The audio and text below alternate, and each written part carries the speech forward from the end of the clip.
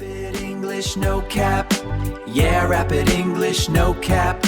Listen, learn, and you'll speak ASAP with Rapid English, no cap. Hey, welcome back to Rapid English No Cap, the podcast where we keep it real, keep it fun, and help you sound like an actual English speaker, not a textbook robot. I'm Lily. And I'm Alex. So glad you're here today because we've got a really good episode lined up. We really do. Today we're talking about something that pretty much every adult on the planet has to deal with at some point, renting an apartment. The hustle, the stress, the chaos, the moment you realize how much a security deposit actually is. All of that.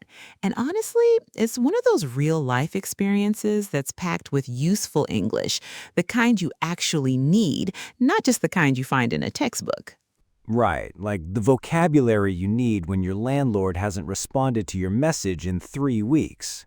Ha! We've all been there, or somewhere very close to it. And speaking of textbook versus reality, don't go anywhere because in the middle of today's episode, we've got our textbook versus no cap segment.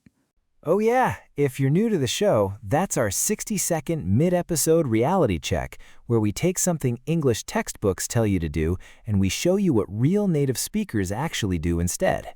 Today's tip is about something super simple, one small thing that makes a massive difference in how natural you sound.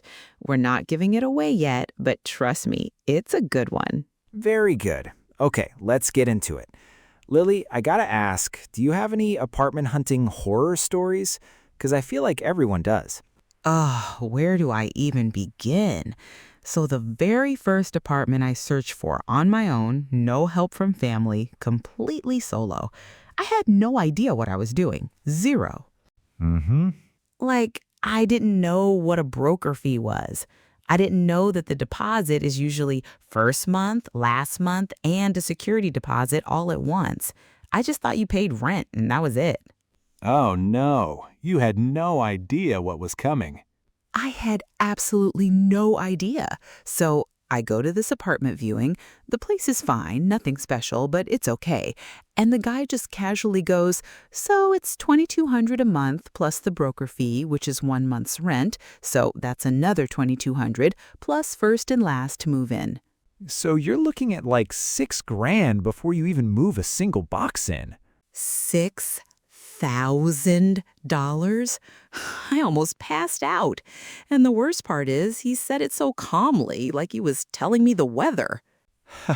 That's the thing. They always say it like it's nothing. Like, oh, by the way, that'll be your entire savings account. Thanks. Exactly. Anyway, I did not take that apartment, but it taught me a lot. What about you? Have you had a moment like that?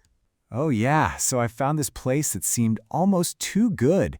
Great location, really reasonable price, and I was like, this is it. This is the one. I found my apartment.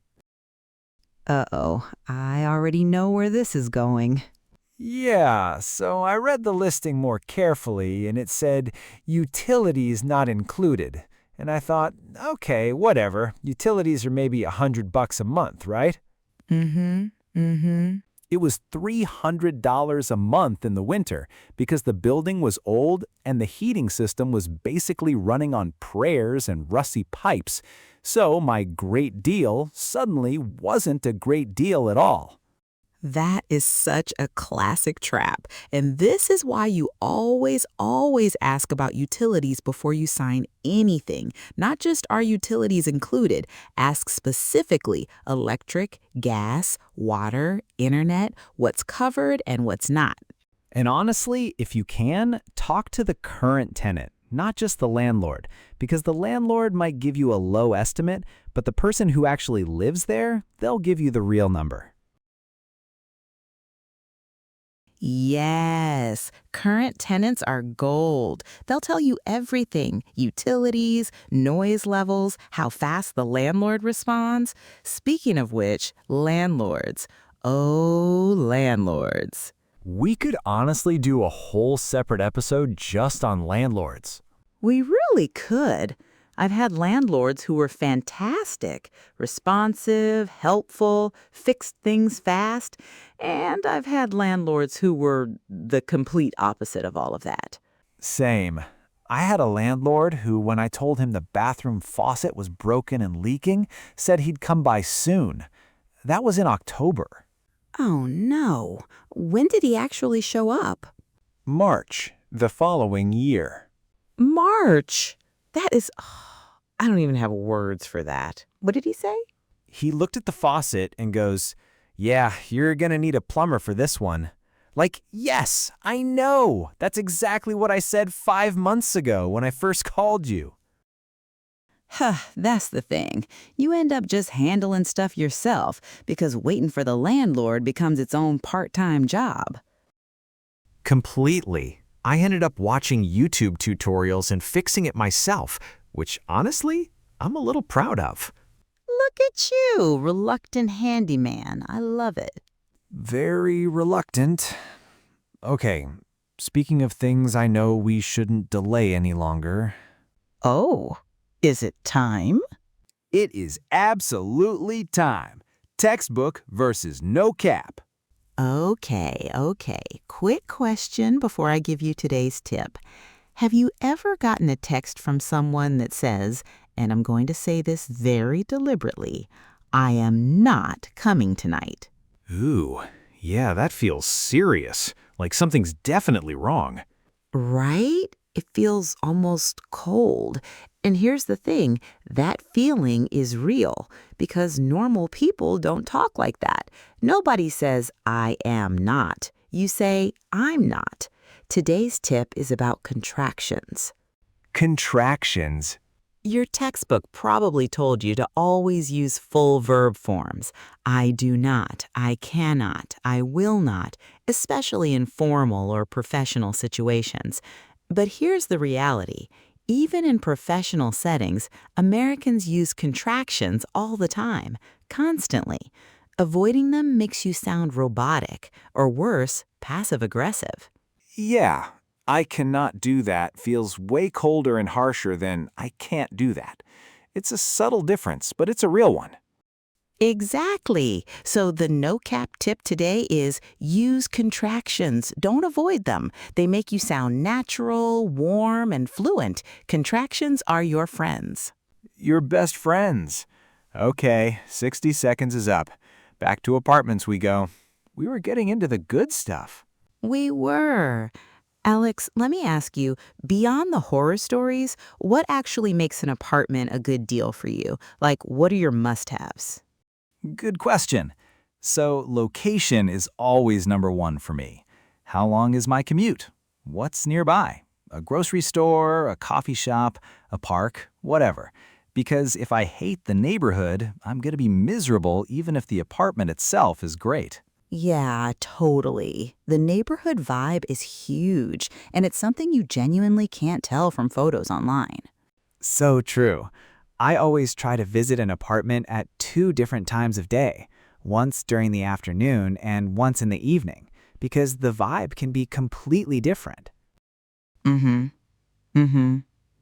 That's actually such good advice. A place that's totally calm and quiet at 2 in the afternoon might have a bar next door that cranks up at midnight.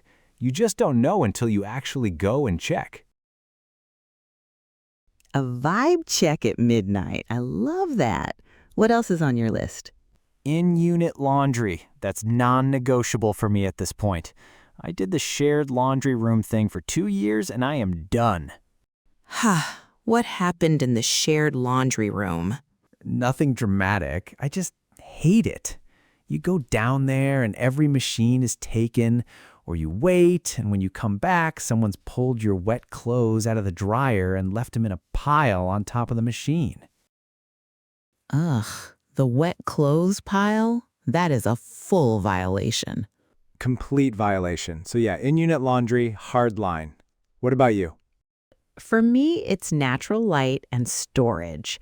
I've lived in apartments with tiny windows and it just messes with your mood. And storage because I always have way more stuff than I think I do. Same. You move in thinking you're a minimalist, and then box 14 shows up and you're like, where did all this come from?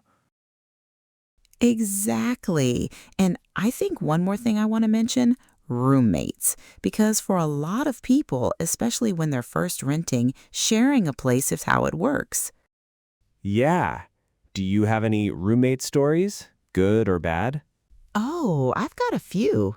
There was one situation where I moved in with someone I'd only met twice, which, looking back, maybe not my best decision. Mm-hmm. On paper, she seemed great. Clean, quiet, normal schedule. But she had this habit of leaving passive-aggressive notes, like everywhere, on the fridge, on the microwave. I once got a very detailed note about the way I loaded the dishwasher. The dishwasher note. That's a genre. That's its own genre. It really is. And the thing is, she never just talked to me about any of it. Always notes, which ironically felt way more aggressive than a simple conversation would have. That's the lesson right there. Have the slightly awkward conversation early so you don't end up in a cold war over the dishwasher 6 months later. 100%. Before you sign anything with a roommate, talk about the real stuff. Cleaning expectations, guests, noise, kitchen rules. It's way easier to agree on things when everyone's still in a good mood. Exactly. And I'd say one more tip, don't rush it if you don't have to, because the pressure to find a place by a certain date can push you into making a decision you regret. The panic rent. Oh, I know that feeling. When you're like, I need something by the 1st, and you end up signing for an apartment you weren't even that excited about. And then you're stuck there for a year. So yeah, give yourself time. Know your must-haves versus your nice-to-haves. Ask all the questions, and don't just grab the first available thing. That is solid advice, genuinely solid. Okay, I think that's a wrap on apartments for today. Great conversation, Alex. Always. All right, we are heading into the outro, but first, thank you. Seriously, thank you for listening today. Whether you're listening on your commute, in the gym, cooking dinner, or sitting in the apartment you just found using all of today's tips, we're really genuinely glad you're here. And keep practicing, seriously. Every conversation you listen to, every episode you finish, you're getting better. Even on the days when it doesn't feel like it, you're getting better. That's real. Consistency is everything. And hey, we've got another episode dropping very soon. You're not going to want to miss it. That's all we're saying. It's a good one. Stay curious, keep listening, and we'll catch you in the next episode. See you then. Take care, everyone. Rapid English, no cap. Yeah, rapid English, no cap. Listen, learn, and you'll speak ASAP. With Rapid English, no cap.